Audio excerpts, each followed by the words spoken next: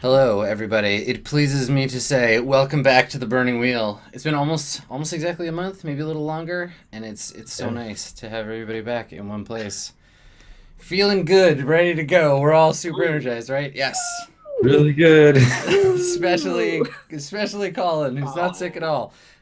Thank you for coming, everybody. It's so good to see you again, Austin. We've all missed you so much. I'm glad to be back. Things have been busy. Things are less busy right now. Yeah, it turns out, end of the year. It's kind of a thing. Yeah. I put out I did the math, 42 hours of podcasts over 30 days. So it's just too many. A lot. That's a lot of podcasts. Yeah. Play any good games lately? Yeah, a couple You're things. No, games are bad. Games are bad. You guys feel like games are bad? Yeah, I'm over it. I played Oxenfree. I played a bunch of stuff. So I took a couple days off this week to finally have a little bit of a break. And I played Oxenfree. I played That Dragon Cancer. I started playing Darkest Dungeon again, which I saw that you did a stream. Yeah, I was playing that today. How's that going?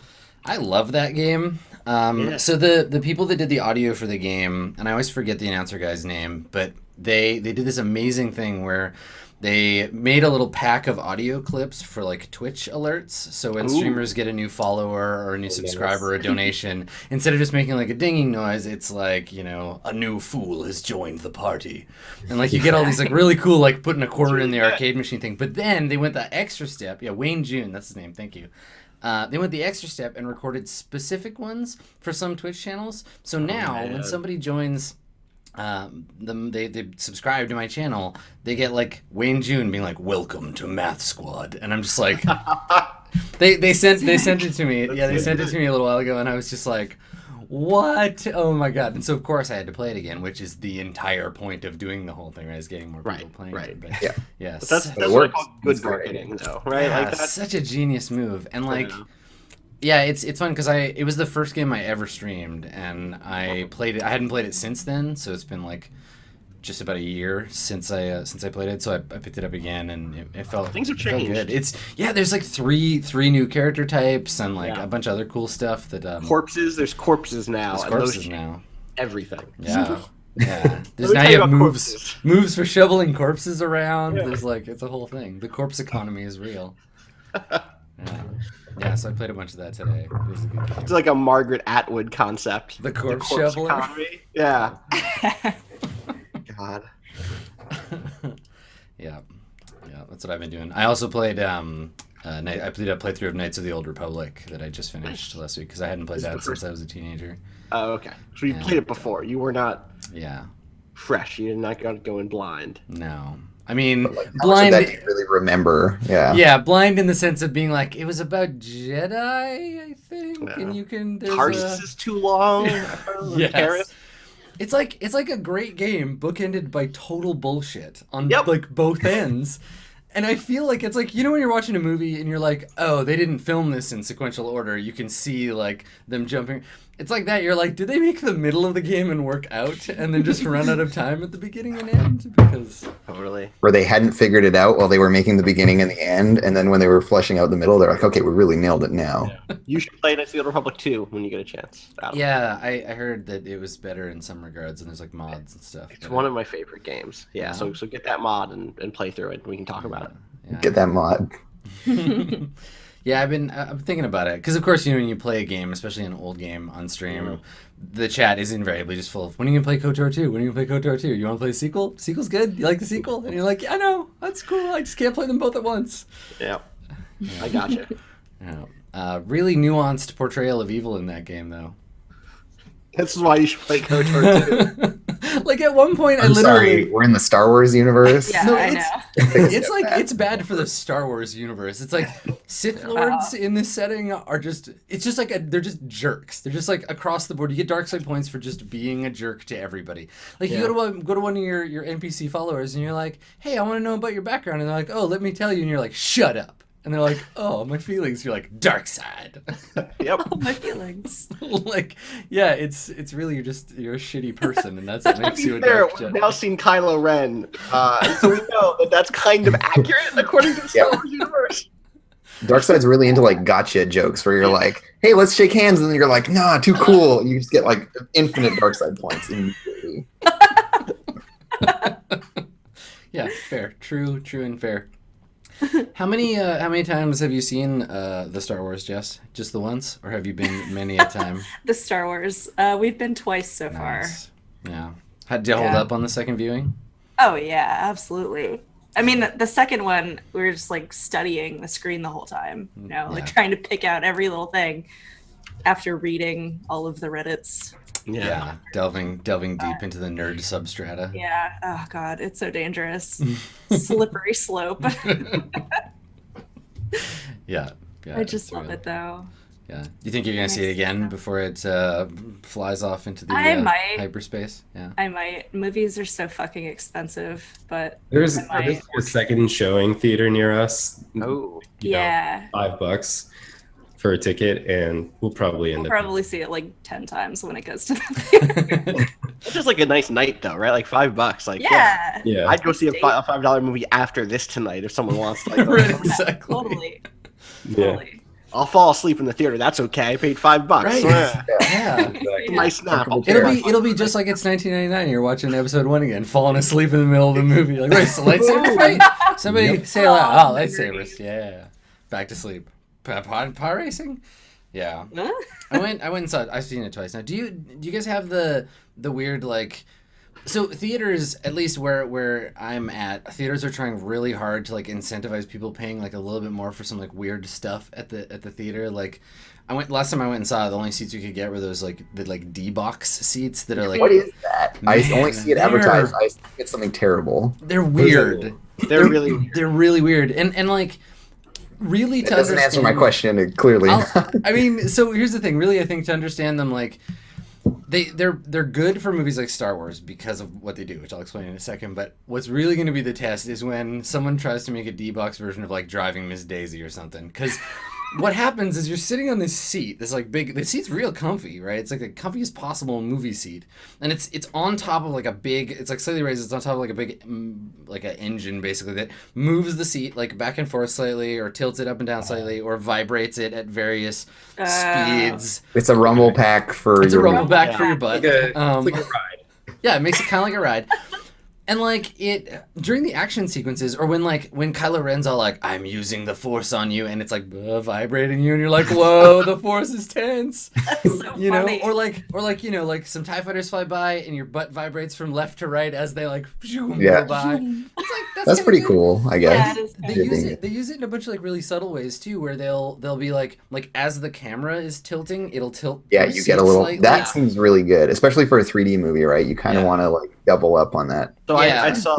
I saw Mad Max in D-Box, Mhm. Fury Road, and Oh, all of those like wide shots of cars moving across the plane is just like the most subtle, slow turn. It's really good. yeah, that's really nice. cool. I've never heard of this. Yeah, we don't have that. around here. It's a fortune.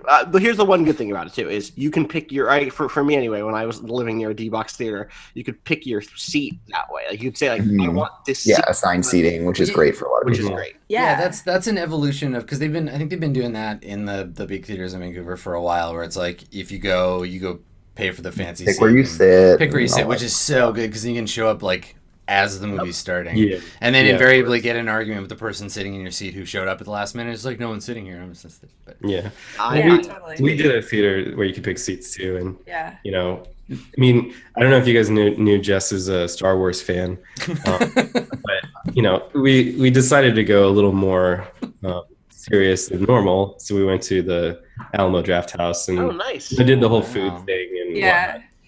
whatnot. Which Yeah, is I got like normal. bamboo strips or Fairly. something. I don't even Tatooine Sunrise cocktail. It was Yeah, delicious. Yeah, that was cool. They did a drink menu specific to Star Wars. Yeah, it was cool. was blue milk on the menu? No. Yeah, like- What? Did they It's go like the super only. with it? Was there No anything band with at like all. dry ice in it? Just little like little Chandra fan. Any beads? food that still wriggled while you were eating? I feel like you have to keep a level of like non-distraction in Yeah. I guess. so people aren't just like freaking out. They had like a trash compactor pizza that just had like tons of shit on it. That's awesome. It's pretty good. What a wonderful new smell you've discovered. Every time No, they that's open the box. literally the tagline of the menu under pizza said that. Beautiful. It's good. All right. That's really cool. I think there's something to be said for as we move into this, age of being able to watch anything at home anytime you want forever. The idea of like having to physically get up. Like I saw Quentin Tarantino's latest Hateful Eight. hand job, Hateful Eight, and I had to go and see it in like a very specific theater because it wasn't playing anywhere else, and like Same. it felt like going to a movie in a very kind of like special way. And then of course the asshole beside me was looking at football scores on his phone the whole time. But Oh my god. like, why would you do that? Why would But- you go to a movie and then? Did you see like the like 70 millimeter or Yeah. something? Yeah. It was the They give you, widest like, film the I've ever ultra-wide. seen. Yeah. I know. It was awesome. Yeah. I didn't even realize it was anything like out of the ordinary until I got there and was like, oh. Yeah. okay. Hey, this And is then the like intermission, we were like, wait, is this real? Is there actually an intermission? It was cool. Yeah, it's like a return to going to the theater being something special. Yeah. An event, right? Which is I kind of think the only way that a medium's like that is going to survive, right? Otherwise, Exactly. they'll all go the way of I'm the blockbuster all video. about that. Like, we don't go to the movies a lot, but if we do, then it's usually like worth having some food and a drink and stuff, making Yeah. it a while. And nerddom is being more embraced, and so it's okay to like Definitely. be that into a thing Mhm. that they will make a drink about it for like you wouldn't see Yeah. that 20 years ago. Yeah. Or, Yeah. Definitely. Yeah, it's very cool. So that's movies. They're great. Go see some. pretty good. I like movies. this Some episode movies. brought to you by Cineplex Odeon. It's actually NERPs. Yeah, Brought to you by totally.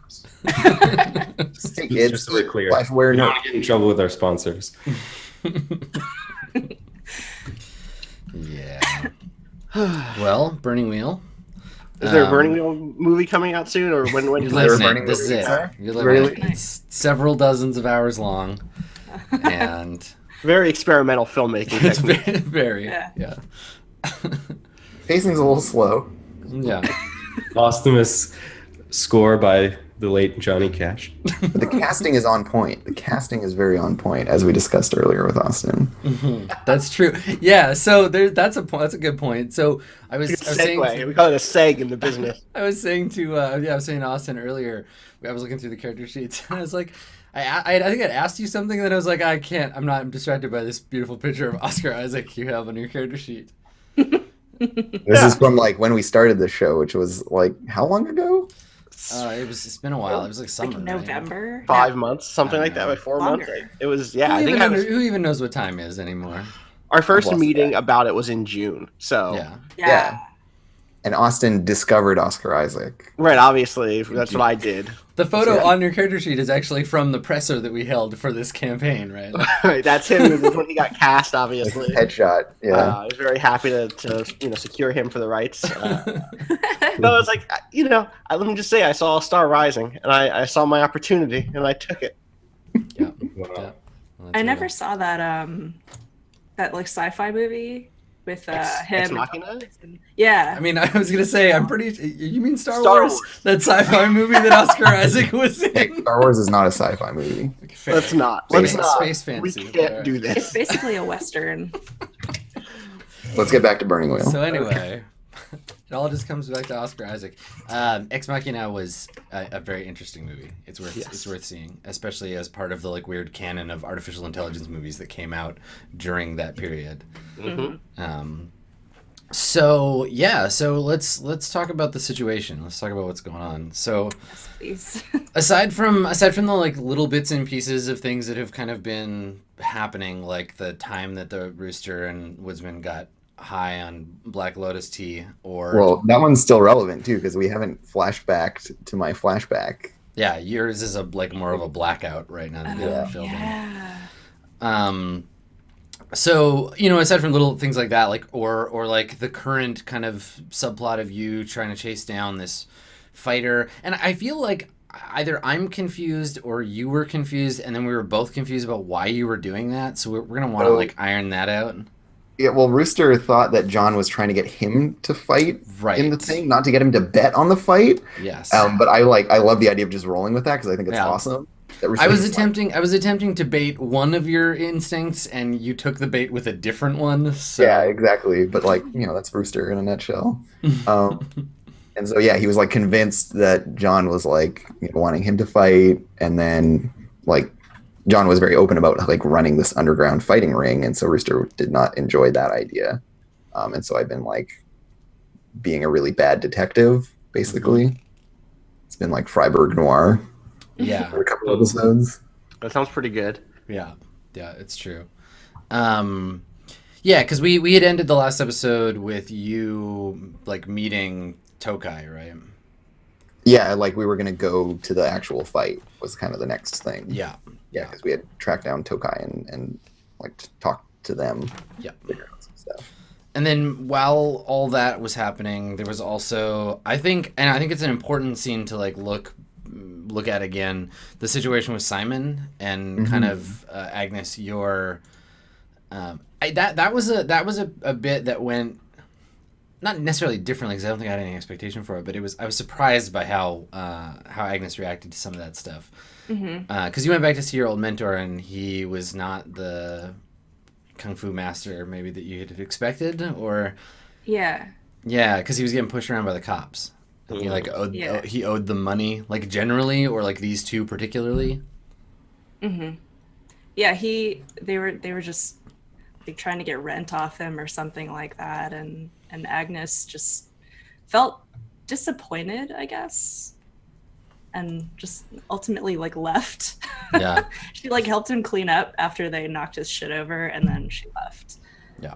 So I don't know, loose end. Yeah. And then the last time we saw you, Basil, you were on the island with the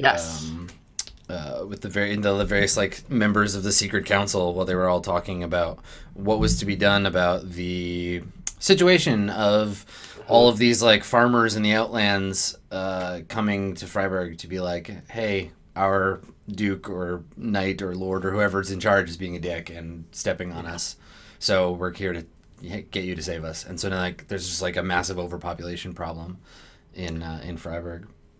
Yep, that's the last thing I remember. I guess has Basil just been like in those sorts of meetings for the last couple of days? I think so. Yeah, I think you've been caught up in the various gears of the bureaucratic machine. The other concern that Basil had in that last episode was this Erasmus fellow. I was gonna say, yeah. So there's some prepping for some sort of big rally or a public lecture or something. Yeah, he had like a secret. There was like a secret show you could only find out about if you're on the like Pitchfork mailing list or whatever. He's very hip. You probably haven't heard of Erasmus. But like, no, you should definitely like check out Erasmus. But like, you'll never be able to find his records anywhere. Yeah, he only releases cassettes. It's fine. Yeah, so those are the two big plot lines that I think Basil was tied into. There's and it hadn't been made entirely clear what the connection maybe was, or if there was one, but there's these like black robe dudes going around stirring up shit too. Yes, those guys seem like bad news. Yeah, and they seem to kind of like both venerate and loathe the you people. Yeah. You're, as a group, the 12 of you. The 12, the cursed. What do you mean, 12. you people? I mean, you poor cursed fools. The next Tarantino, the cursed 12. Exactly. Yeah. So there's something about that going on, but it hadn't really been pursued. Yeah, and I think that the Erasmus thing was like soon, but the those teens that are also staying at the house you're staying at have been itching to get you to like find a way to go to it because they're not cool enough. Right. Because that's trying to get us to get them drugs. Yeah, that too. That was next, where they're like, "Oh, you get that Black Lotus hookup? Sweet." We read a book about Black Lotus once. It seemed cool. Yeah, and they want that because you and Erasmus have the connection of both being, I guess, students of or like connected to Gertrude. Yeah. Yeah, it wasn't clear if we had both studied under her or if we had studied her work or yeah. I guess I know that Basil studied with Gertrude. I'm not sure what Erasmus's connection is. And Erasmus refers to and like directly refutes or tries to refute like Gertrude's philosophies in many of his tracts that you've seen. Right. Yeah. All so right. there's some of that going on. Cool. Does anyone have questions, particular things that are as yet unclear? Because this is a good time. I need to like go through all this stuff too. I feel like I read my notes and stuff. I feel like I'm pretty clear about things, nebulous things that I had floating around in the future. But if there's anything that y'all need to write your beliefs, for example. Yeah, I'm missing one belief. Right now, it just says something Erasmus-y, but Perfect. I'll get there. I swear. Something Erasmus-y. Yeah, so Erasmus, I mean, I think like the detail being all filed off, that's pretty much all we know about Erasmus. Yep. So you could very easily be like write a belief about like what's the deal with this Erasmus guy? Yeah, like, okay. Yeah, that's a good one. Just like something basic, like not about what Erasmus believes, but just Sure. like about the fact that I should know about what this Erasmus. And you can flavor it or spin it if you want by adding something like why you want to find out about Erasmus or you know what that's about. Cool. And then I know Rooster, have you got your beliefs more or less kind of sorted out? Yep. Yeah, so you're in a position I have to one new one, and then I updated my third one, which was about John Booker. And so the extended metaphor continues. We got it all figured out. Yeah. That's the name of episode 2, the metaphor continues. That's good. Okay.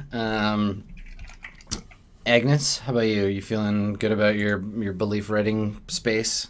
Yeah, Because yours have mostly been about internal stuff, and then also about like lately trying to figure out the other characters you've been saddled with.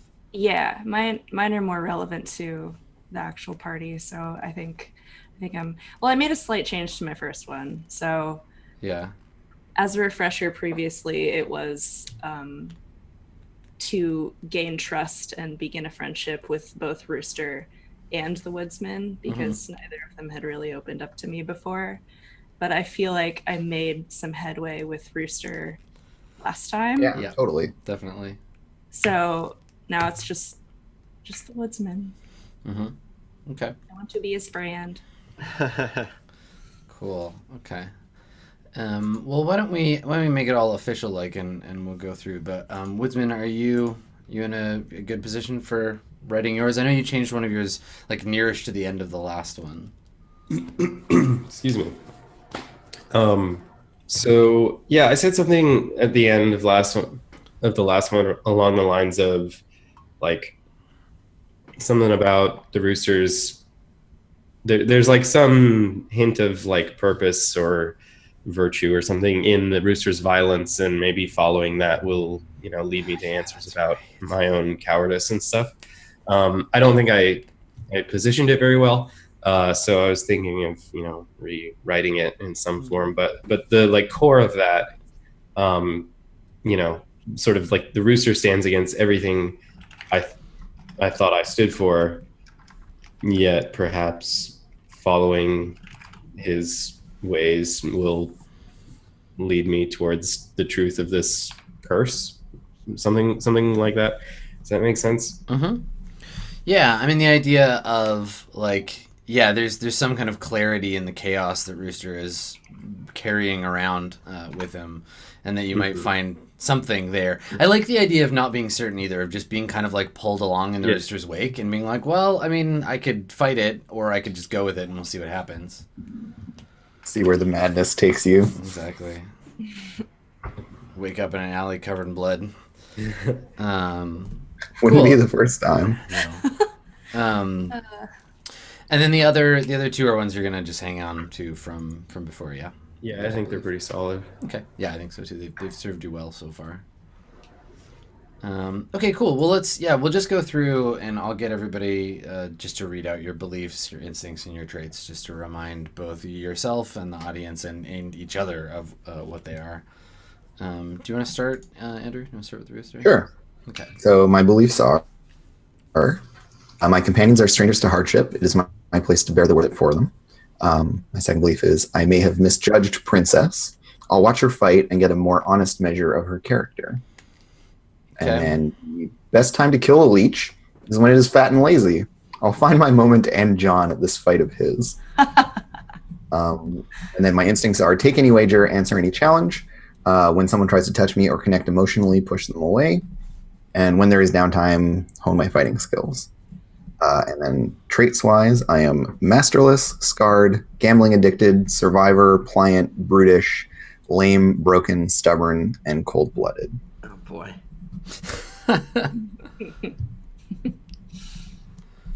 Okay. Cool. So just to review, Princess is, for anyone who might have forgotten or missed it, Princess is a member of the Freemen, the like former slave mercenary company. Right. Yeah. But she's also like a part-time or maybe recreational pit fighter. Yeah. Yeah. Side supplement for the the revenue stream. Is she the one who had previously been a slave alongside Rooster, or is that another different Freeman that we'd met weeks ago? No, that's her. Yeah. That's her. So when I went and like when the concept of the Freeman first came up, it was Princess. That's right. That's what I thought it was. I just wanted to make sure. Perfect. Cool. All right. Good stuff. Agnes, do you want to read yours for us? Woodsman does not open up to me. I will make efforts to strengthen his trust and begin a friendship. My words fall flat. I will allow my companions to do the talking for me. And I have sworn to defend my companions and will be their fist if necessary.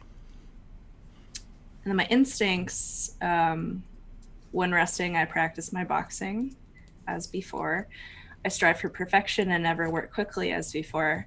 And then I actually added another one because I was thinking about Agnes, and I feel like she's a little naive, and she just kind of assumes that people have their heart in the right place, and she wants to see the good in anyone.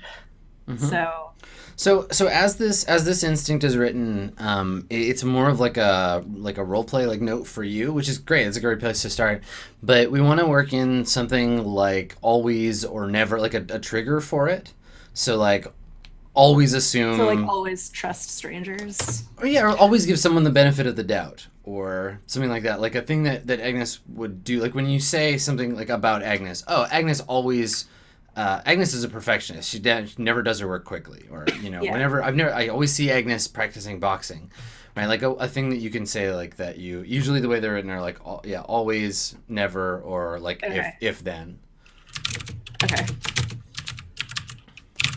How's that? I always assume that strangers are trustworthy. Yeah, right. Because you're like that's a thing she does instinctively. I'm sure it'll go great. And what are your traits? I like to before we went. Sorry, that I like that it's strangers. Like you don't assume that everybody is trustworthy. Like once you get to know them, you're like, I know. Start good, and then it's a downhill journey. Right. That's awesome. Well, see if it creates some problems for her. I'm sure it will. Get that screwed out. Yeah. Traits are flowery, rabble-rouser, perfectionist, woman of few words, big-boned, determined, power-hungry, and pragmatic. Excellent. Cool. Okay. All right. And Woodsman, you want to go next? Review yours? Sure.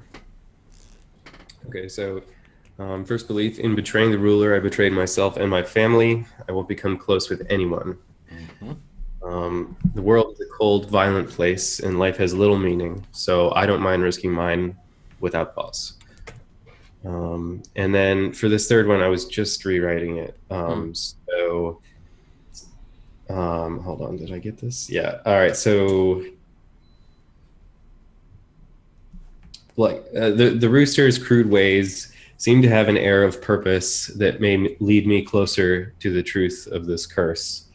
So I should follow closely in his wake. Is that? Yeah, I like it. Sounds like a terrible idea. It'll go great. It'll be perfect. Okay, and your instincts and traits? Instincts, I'm immediately suspicious of strangers, and my guard is never down around them. It's like the opposite of Agnes's other Yeah. instincts. I don't sleep well at night, so I wander and hone my skills in the late hours. Mm-hmm. And upon the first hint of danger, I conceal myself as best I can. It's good. I like that it's just like, yep, I'm suspicious and I hide when there's trouble. Yeah. But I'm gonna follow Rooster around. So I know. At a distance while It'll be hiding. great. They'll be followed. And then your traits. The other thing about that third belief is I wanted to say something like tack something on the end, like, but I don't want to let the rooster know that I'm following closely in his way either. Right. Yeah.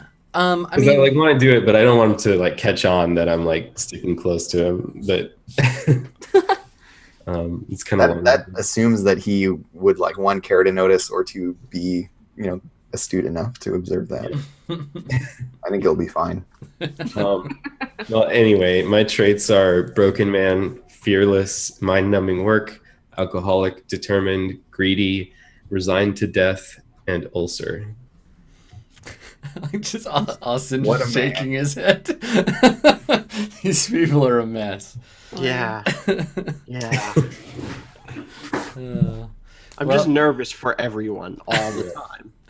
I mean, I think the remark was made I think the first time that we saw the characters without Basil's influence was that it was roosterism spreading.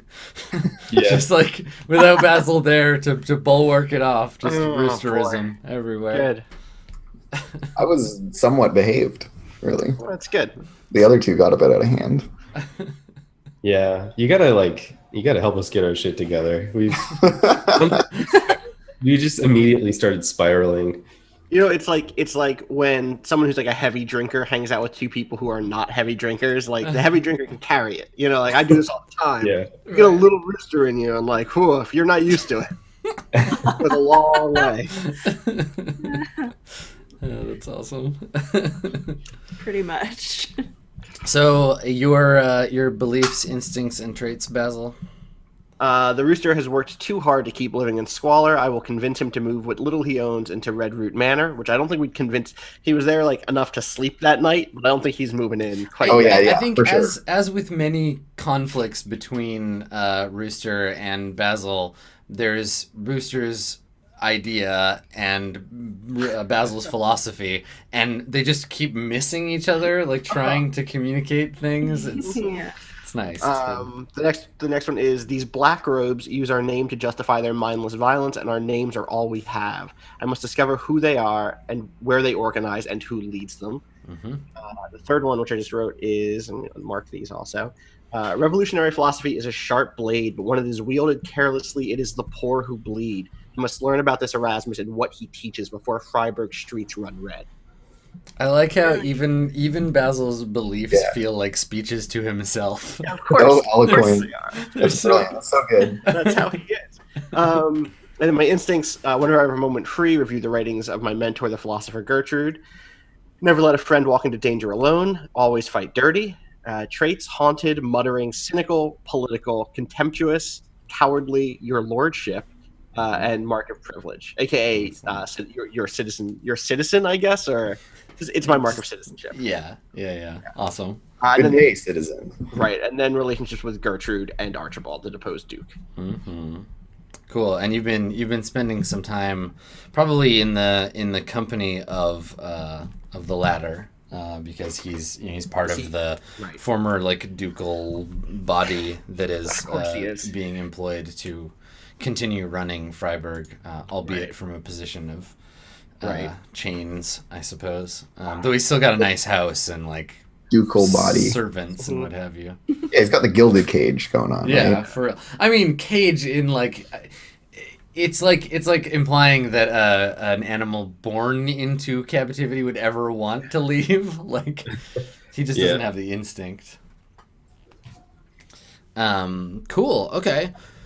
Well, the pending fight, the event, as portrayed both in John Booker's offering to you, and in the flyers that we've seen kind of moving around the city, is forthcoming? Like it's enough in the future that if there are things that you need to do beforehand, like what you went to find Tokai, and there was some brief like interchange there. But why did you go to, like, what was that conversation about? Like what was your aim there with Tokai? Rooster was like curious why Tokai was fighting and like what the nature of the arrangement was, because Rooster's like big beef with this whole event is that, like, you know, Rooster grew up fighting in pits as a kid, and it was like he didn't have a choice about it.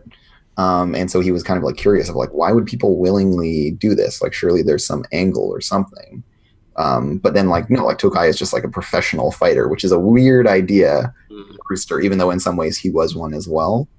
But he's like, oh, they get like paid or whatever, so it's like legit now. It's weird.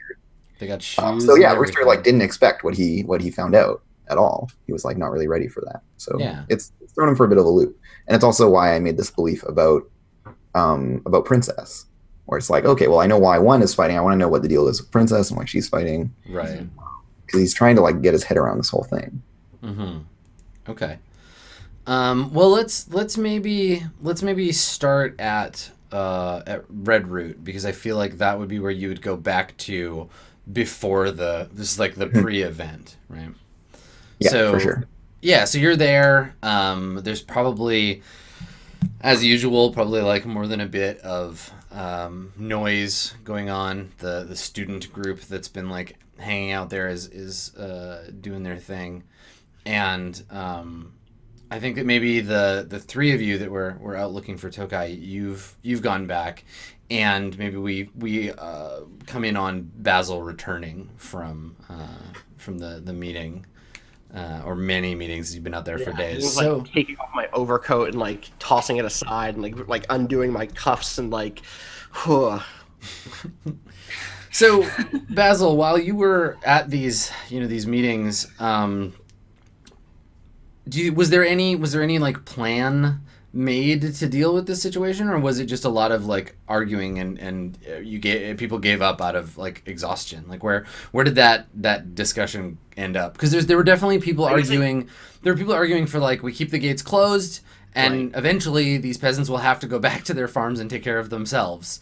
You know, they're like, self-governance, it'll work out. It's fine. Right. They'll do it. It's fine. We don't need to help them. But then other people are like, no, we need to like, knock down the walls and just like let everybody in, and like, this land belongs to everybody now. Right? I can't imagine that resolved itself in 3 days. Unless you have a powerful idea about which direction you think there is. Like, is that the deadlock in general between in the council at this point? I mean, that's the surface debate. I think Basil is shrewd enough to know the real thing that's going on is like that people have their own personal agendas, that they're like, I want the city to be overwhelmed, or like, I want this to be a problem, or like, there's... Or even just like, I need, I'll vote your way if you can earmark me those tax funds so I can fix the aqueduct in my district. Yeah, everyone's kind of trying to get their other projects sorted by way of this one and like using it for leverage. Well, I'll gladly house the refugees in my district, but of course that means that I get XYZ. Like, sure. I think he's probably fed up with that shit right now, and I don't think it went anywhere. I think it's like it's ongoing still. Yeah, that was my question. Right? So did Basil leave, or was it like finished where they're like, we're gonna table this, or are they still locked in? Tabling it, I think they're locked in, right? Because tabling it means the people who want to wait have won. Right. And the other side is like, no, this is the not... status quo continues. We settle this now. Right. Like, we're going to keep this... We're going to keep going until we finish this, but we're done for the day, right? So We've tabled it. I mean, that maybe explains to us why everything in Freiburg is so fucked up right now, because the government is like, we're just going to have like a special meeting that's going to take weeks, and we can't deal with anything else. And so... that actually ties really nicely into seeing kind of the Revolutionary Guard just kind of doing their own thing, and the Black Robes kind of rising. All the kids are kind of running wild. Yeah, I like that a lot.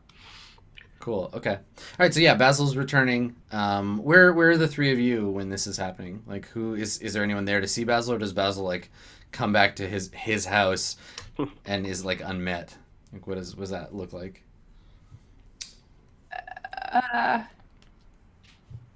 I'm probably eating. Yeah. Munching. Yeah, I think we've probably like have gotten home recently and are like sitting down to eat. Mm-hmm. Yeah. Yeah, I think I'm probably like probably just about passed out, like maybe vaguely conscious. Woodsman had a liquid dinner. I mean, it's Yeah. like bread. You know, I was talking to somebody about this. We were talking about medieval, like, you know what? It was because of a 99% Invisible podcast about drinking fountains. That, like, being kind of semi-drunk all the time would be, like, way more normal because clean water is not really a thing. Yeah. So Right. you would just be drinking, like, weak beer all the time. So, True. like, that would be, like, less, like, drinking all the time would be not, like, such a big deal. Yeah, I'm probably not as like conspicuous to people around me necessarily. Yeah. Well, or it just means the Woodsman's like a bigger wreck than we thought. Yeah. Or some combination of the two. Yeah, or it's just like even severe by those standards. But I don't know. I like this. I actually kind of like this as like a weird class distinction, or like it ties into the Woodsman just being this holdover from the last generation. Like maybe one of the big things that the revolution was literally fought over was fucking clean water. Right. And like, like we can all just drink water now because that's the one thing that works here is water. Yeah, we have like aqueducts and stuff. We have aqueducts and stuff now. Or like the rich always did. Now everybody has access to that. But the Woodsman's still just drunk all the time. Like, I thought we put that away. I thought we dealt with Yeah, everyone like looks at him as a bit of a holdover. Yeah. I like that it implies that there's this sort of like weird cultural temperance movement happening too, where it's like it's low class to be drunk all the time. Yeah. Well, like that ties into all the kind of weird rhetoric about self-improvement that Basil's always on about. Right? Like, oh, it's time to listen. Everybody just fucking pull yourself up from your I was about bootstraps. to say, The whole empire is going to sober up. Yeah. Basil's all about that. There's like another layer of irony there though too, because the Woodsman wasn't actually drinking at all before the revolution. Right. It's like doubling down on it. Yeah. He was in the court, right? Like, so he always did have access to water and clean stuff. So Yeah. that's good. I love it. That's cool. I like that. Sweet. Okay, so Yeah, so I'm just slumped over in a corner, kind of vaguely paying attention. okay, are you alone or are you like? 'Cause I think I'm in the room wherever Agnes is, just not like, in her immediate proximity, but like in the same room, kind of in a corner. yeah, I mean we had talked before about how the main room of the like main hall had been sort of repurposed as a like a general sort of communal hanging out in, smoking cigarettes, eating, playing music kind of area. So yeah, I imagine that's probably where you'd be. Yeah, we have our own little corner of that we've secured. Yeah. Yep. Okay, cool. So, which of you notices like Basil come back? I think Rooster's pretty on edge, so he's like looking around, and yeah, he like spots Basil. Okay. And just like shoots him this look, and just kind of glares at him a little bit, like semi hostile, and then goes back to eating. What's that? What is this? What is that? And then like mid mouthful, he's just like, "Where have you been?" Working. This fucking town. How are you doing, Rooster? Well, we've been busy. I think I like Important get up and tonight. hug you. I like pat on the back, but just like my other arm is dead on the side, just like How? So what's a Agnes Baker hug like? Is it like you squeeze him and lift him off the ground kind of hug? Yeah, Or like, bear hug. Yeah, you're pretty strong lady. Yeah. Thank you, Agnes. That's very nice. Spine crack. Yeah. Yeah. Whew. Do we have anything to eat or drink in the house? The kids haven't burnt everything up, and Rooster just grabs the Woodsman's bowl, which hasn't been touched, and hands it to you. thank you. Slides it across the Yeah. table. Awesome. I'm like, there's nothing to drink though, as I sort of take a swig and really grasp the bottle closer to me. Not even a drop for your old friend Basil.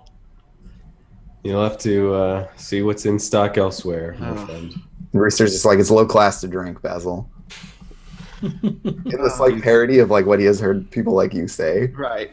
I know. But Um, around those guys for 5 days, I could go for being a little low class right now. well, then you should come along tonight. Where are you going? And then I like take the little pamphlet out of my pocket and hand it to you. And it's this like really greasy, like much worn and like weathered little fight pamphlet with like this caricature kind of picture of like two exotic foreign warriors duking it out.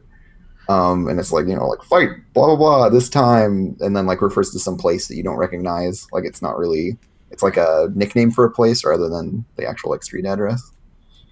It's like, talk to Boise at Seven Oaks about where to go for the thing. It's one of those weird. It's like a mid-90s rave flyer. Yeah, totally. Like this kind of stuff, has always existed, right? Of people Yeah. doing weird events on the fringes. You're competing in blood sport now, Rooster. And I like shoot you this look. No, I used to. We're just going to go watch this one. And then I'm probably going to kill someone. Who? John Booker. Now, have you heard that name before, Basil? You don't have? Yeah, I promised. In fact, I made a. Did I ever make that roll to help with the debt? I think maybe. Regardless, I was like John Booker needs to get this money or whatever. Yeah, I remember. Yeah. So like I'm just like, Okay. I need to kill John Booker tonight. You're gonna kill him. I think so. I said Basil. Jesus, Rooster. That's men like that. I'm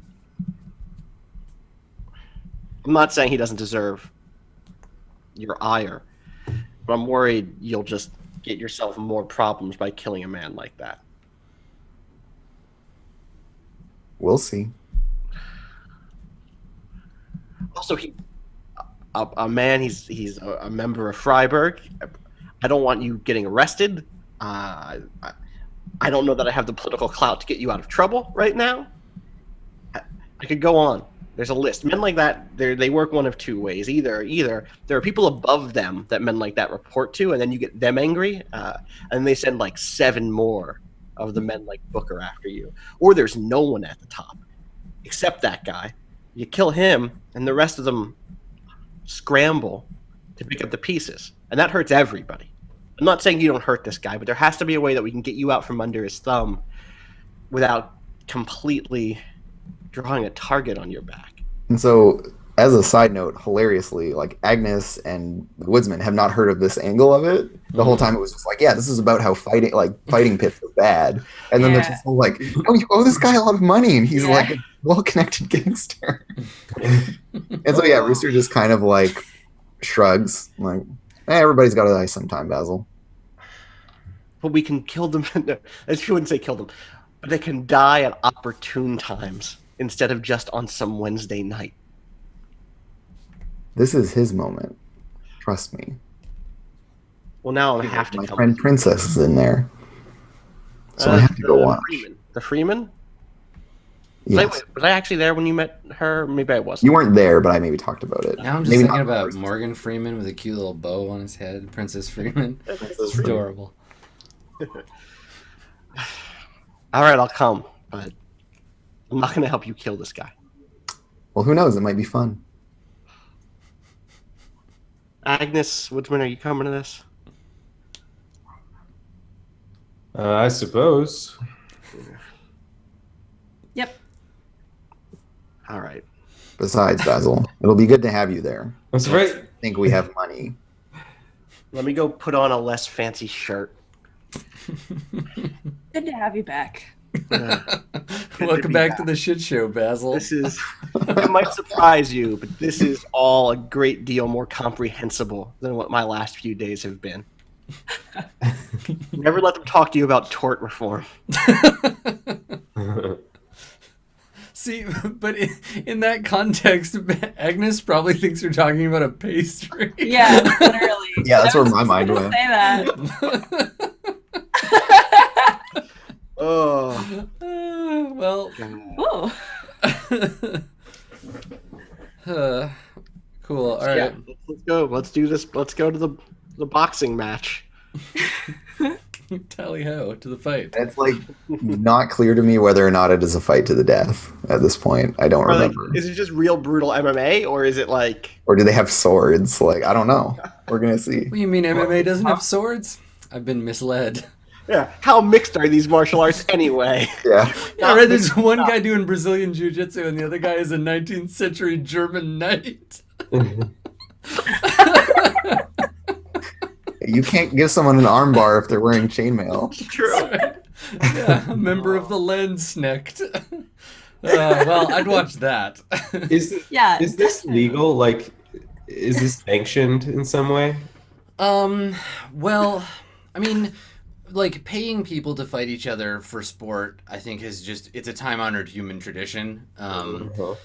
I think that the previous government probably like overlooked it because so I think that it's probably built on, and this is just me like spitballing, but like I think that a lot of it is about that there's like these sort of foreign elements that come in and move around the city because the city's quite cosmopolitan, and so it creates this space where there are a lot of kind of like martial traditions, and it's means of like interface between cultures in a lot of way where they're like our fighters are the best, oh no, our fighters are the best, Right. and so I don't think it was ever like legally like go to the baseball game kind of a thing, but you know, it just happened But it in like served a underground. similar cultural Yeah. purpose to like having a team, right? Like, The reason I ask is because, like, in regard to the question of whether or not it's like a fight to the death, I feel like if I'm understanding the sort of current regime's stance on things of that nature, it would probably not be,